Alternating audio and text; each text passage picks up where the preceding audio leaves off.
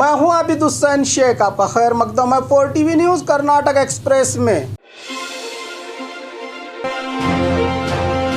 Bill पूछने पर hotel मालिक को चाकू दिखाया राउडी शीटर ने। हावेरी शहर के होटल में 2 से 3 महीने तक एग राइस खाने के बाद होटल मालिक के पैसा पूछने पर चाकू दिखाने का काम किया है राउडी शीटर फकीरेश ने। इस व्यक्ति के चाकू दिखाने से आम जनता में डर का माहौल बना रहा। उसी रास्ते पर जा रही हावेरी सीपीआई भाग्यवंती ने अपने सिब्बंदियों के साथ मिलकर इस राउडी शीटर को काबू में करके हथियार छीनने में कामयाब रही। पुलिस इसके बाद जीप में बिठाकर थाना ले जाया गया। शहर में राउडी शीटरों की तादाद बढ़ते देखकर स्थानीय जनता पुलिस को कड़ी सुरक्षा देने की मांग कर रही है। यादगीर में हुई बिन मौसम बारिश, हुआ बड़ा नुकसान। गर्मी के इस मौसम में अचानक जनता को राहत मिलने वाली बारिश तो हुई, लेकिन बारिश के साथ तूफानी हवाओं के आने से कई जगहों पर नुकसान होने की बात भी सामने आई है। यादगीर जिले भर में हुई भारी बारिश से नगर सभा दफ्तर का छत गिरने से दफ्तर में रहे कुर्सी और टेबल्स टूट गए हैं। शहर के एपीएमसी में किसान अपनी उगाई चने की फसल को बेचने के लिए लाए थे, तभी भारी बारिश से वो भी बह गया है। शहर के सेंट्रल बस स्टैंड में दीवार गिरने से दीवार के पास खड़े बाइक्स को भी नुकसान हुआ है और सड़क व्यापारियों को भी इस बारिश से बड़ी परेशानी झेलने की बात सामने आई है।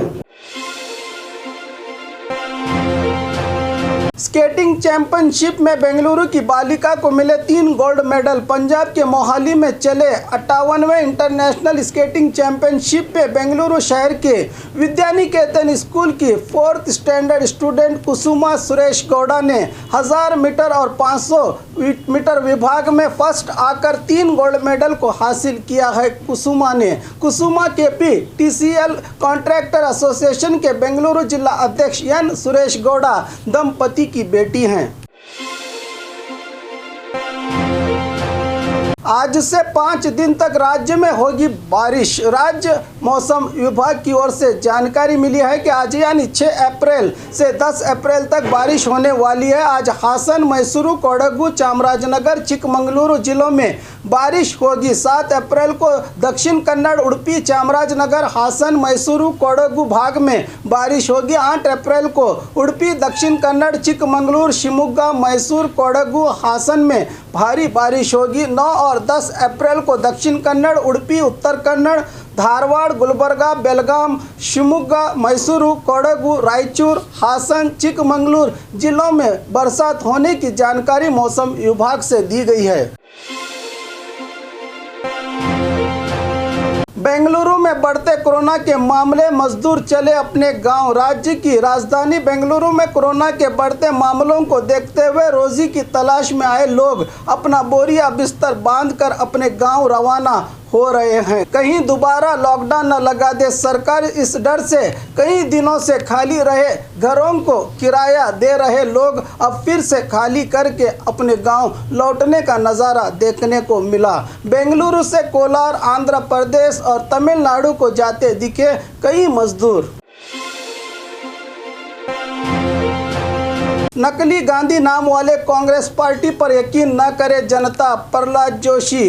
बेलगाम जिला अरभावी क्षेत्र में बीजेपी उम्मीदवार के प्रचार में पहुंचे केंद्रीय मंत्री प्रहलाद जोशी ने कहा कि देश की सरहद पर चीनी सैनिकों को भगाने वाले पीएम मोदी हैं। विरोधी हम पर 1 गोली चलाएंगे तो हम उन पर 10 गोलियां चलाने का अधिकार हमारे सैनिकों को मोदी ने दिया है। कांग्रेस केरल के कम्युनिस्ट के साथ दोस्ती की सरकार चला रही है। नकली गांधी नाम वाले कांग्रेस पार्टी पर यकीन ना करे जनता, इसलिए बीजेपी उम्मीदवार मंगला अंगड़ी को जिताकर मोदी को समर्थन देने की अपील की है प्रहलाद जोशी ने। मिसेस इंडिया कर्नाटका रैंप पर वॉक किया महिलाओं ने। शादी से पहले महिलाएं किसी भी ब्यूटी कंटेस्ट में बड़ी ही कॉन्फिडेंस से हिस्सा लेती हैं, वहीं शादी के बाद घर और बच्चों में अपना वक्त गुजारती हैं। लेकिन कुछ महिलाओं को शादी के बाद भी कुछ हासिल करने का जज्बा होता है। उन्हीं महिलाओं के लिए बेंगलुरु के एक निजी होटल में Mrs India Karnataka peasant audition contest को रखा गया था। इस ऑडिशन में राज्य के विविध भागों से शादीशुदा महिलाओं ने हिस्सा लिया। इन्हें लाल रंग का ड्रेस कोड में दिया गया था। इस ड्रेस कोड को पहनकर महिलाएं रैंप पर वॉक करके सबका ध्यान अपनी तरफ आकर्षित करने में कामयाब रहीं। इस ऑडिशन में चुने गए अभ्यर्थियों को अगले मिसेस इंडिया ऑडिशन में भाग लेने का मौका दिया जाएगा। बसवा कल्याण में एमआईएम की ओर से की गई पद यात्रा। राज्य के 3 उपचुनाव में सभी राष्ट्रीय दल के नेता अपनी जी जान लगाकर लोगों के वोट बटोरने में लगे हैं। इसी के बीच पहली बार कर्नाटका असेंबली में एआईएमआईएम के उम्मीदवार को उतारा गया है। बसवा कल्याण एमआईएम उम्मीदवार अब्दुल रज़ाक के चुनाव प्रचार में गुलबर्गा एमआईएम सदर हाजी इब्राहिम मिर्जी सेठ के साथ एमआईएम के नेशनल जनरल सेक्रेटरी और चार मीनार के असेंबली मेंबर हैदराबाद सैयद अहमद पाशा कादरी ने अपने पार्टी के उम्मीदवार के प्रचार के लिए गली गली घूमकर जनता में एमआईएम को जिताने की अपील की। कर्नाटका की असेंबली चुनाव में पहली बार एमआईएम उम्मीदवार को उतारा गया है, जिससे राज्य की सियासत में और एक पार्टी की एंट्री हो चुकी है। पैसों के लिए बैंक मैनेजर के पिता का किडनैप, पुलिस ने गिरफ्तार किया 3 शातिर किडनैपर्स को। रामनगर जिला कनकपुर तालुका के संतोष गौड़ा, वसंत कुमार, विनय कुमार जो उसी गांव के बैंक मैनेजर के पिता परमेश्वर महतो को किडनैप करके पैसा वसूलने का प्लान बना के मार्च 31 को परमेश्वर को किडनैप करके इनके बेटे मैनेजर राधा कृष्ण को 25 लाख फिरौती की रकम मांगी थी। इससे परेशान हुए बैंक मैनेजर ने तुरंत हारूहल्ली पुलिस थाना सिब्बंदियों को जानकारी देने पर पुलिस इनकी शिकायत को गंभीरता से लेते हुए किडनैपर्स को गिरफ्तार करके मामले को हारूहल्ली पुलिस थाने में दर्ज कर लिया है। डेली बेसिस नौकरों को किया जाएगा परमानेंट, मंत्री शशिकला जोड़ले। कोप्पड़ जिला कुष्टगी तालुका में मीडिया से बात करते हुए महिला एवं बाल कल्याण मंत्री शशिकला जोड़ले ने कहा कि मेरे विभाग में कई सालों से कुछ लोग डेली बेसिस पर काम कर रहे हैं। खाली रहे पोस्ट को भरने के लिए इन्हें हटाने की बातें चल रही थी, लेकिन ऐसा नहीं होगा। जहां खाली पोस्ट को भरा जरूर जाएगा, लेकिन जो बहुत सालों से अपने कर्तव्य को निभाते हुए एक ही जगह पर डेली बेसिस की नौकरी पर अपनी सेवा दे रहे हैं, वैसे वर्कर्स को खाली रहे ओहदों पर परमानेंट का आदेश मैंने संबंधित अधिकारियों को दिया है। वो बहुत जल्द इस पर मोहर लगाएंगे, कहा मंत्री शशिकला जोड़ले ने।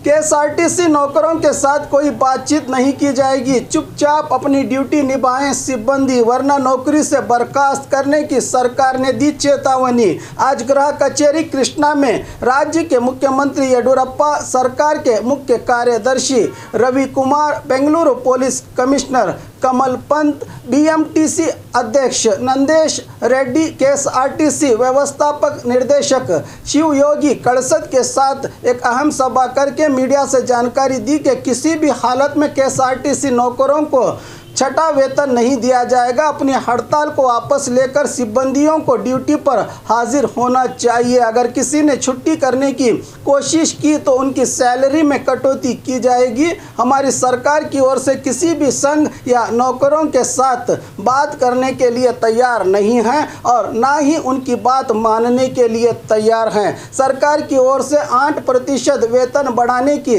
सिफारिश केंद्र को दी गई है, जो बहुत जल्द आदेश आ सकता है। तुरंत अपनी हड़ताल को वापस लेने की बात की है सीएम ने।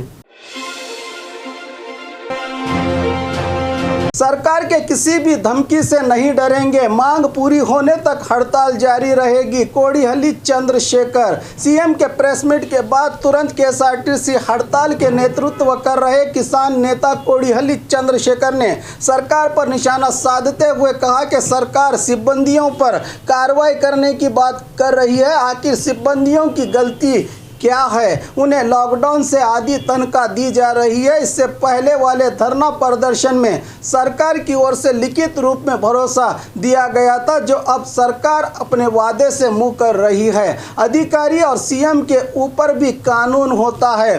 किस किस को जेल में बंद करेंगे? अगर बंद करना ही है तो राज्य के 1,30,000 KSRTC सिब्बंदियों और उनके परिवार वालों को बंद करके दिखाए सरकार। हम किसी भी हाल में सरकार के खिलाफ मोर्चा खोलेंगे, कहा कोडिहल्ली चंद्रशेखर ने। अब देखना है कि दोनों की लड़ाई अब कहां तक पहुंचती है। कल की हड़ताल कामयाब होती है या सरकार की चेतावनी? कल यात्रियों को हड़ताल के चलते बस सेवा में दिक्कत आ सकती है। यात्री सोच समझकर अपने घरों से बाहर निकलें।